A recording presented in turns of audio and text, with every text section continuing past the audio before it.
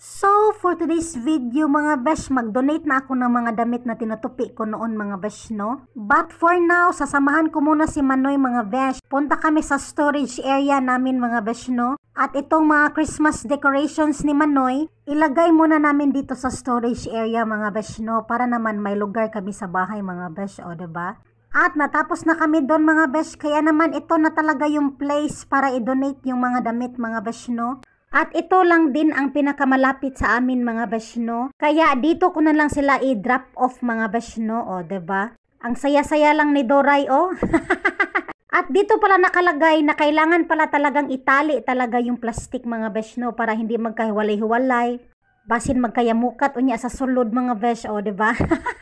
At kailangan hindi basa yung mga damit mga besno. At pwede ka ding mag-donate ng mga sapatos, mga laruan, o diba? So, that's all for today's video mga besh. Bye!